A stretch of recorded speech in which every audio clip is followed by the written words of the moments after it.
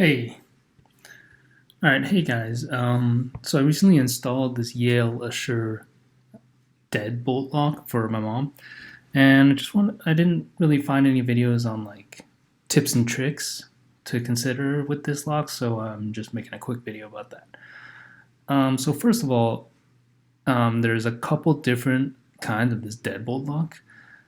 I personally had HomeKit, like Apple HomeKit, in my home.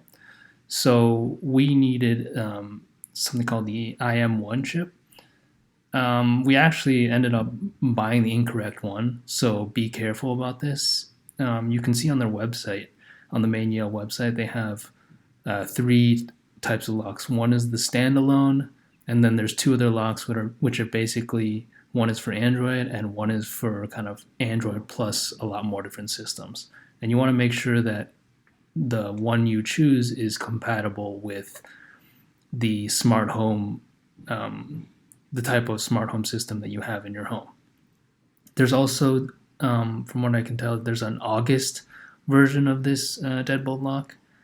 That one is more expensive, but it covers all of them. So really the only reason why you would want to choose that one is if you have multiple, for some reason you have multiple different smart home systems in your place. But otherwise, yes, if you have an Apple HomeKit kind of system set up in your home, you should buy the standalone device and then buy the separate IM1 HomeKit chip.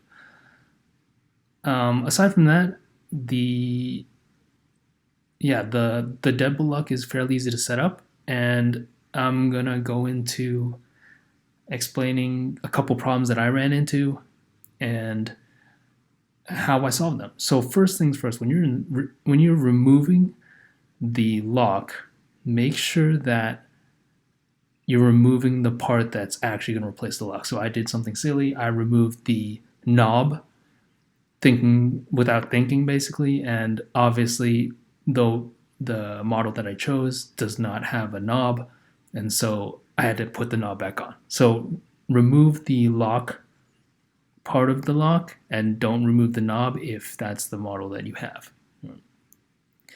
Second thing is when you're inserting the unlocking mechanism through the bolt, be careful of missing the little hole, because if you force it and it basically deforms the mechanism, that's going to ruin the whole lock, and you probably will have to either buy a new one or just figure it out, right? Don't do that. So be very careful. Nothing should be inserted that feels like you need to force it in.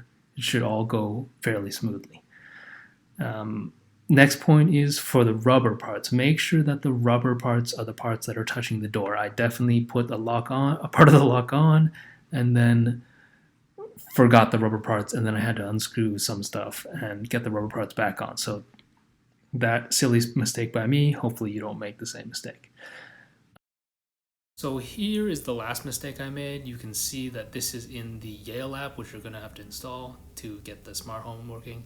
Do not add a home if you already have HomeKit installed, because it should be able to automatically detect. As you can see, mine is called HomeK. It's there, and when you press it, you should be able to see the lock as discoverable. If not, very likely you need to do a hard reset.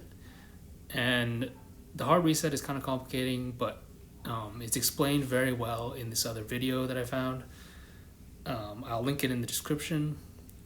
It's pretty self-explanatory, but you do need to open the lock to press the reset button, which it will explain fairly well in the video. But here's a picture coming up of where the reset button is. It's this tiny little white button. But yeah, so that video describes it in a very good way. So definitely refer to that video if your lock doesn't show up in your app. Yeah. So other than that, I pretty much didn't have any issues. I wish I had this video, and that's why I made it. But yeah, not too bad. This lock's working well, and my mom is loving it. So good times. Hope this video was helpful. All right, bye.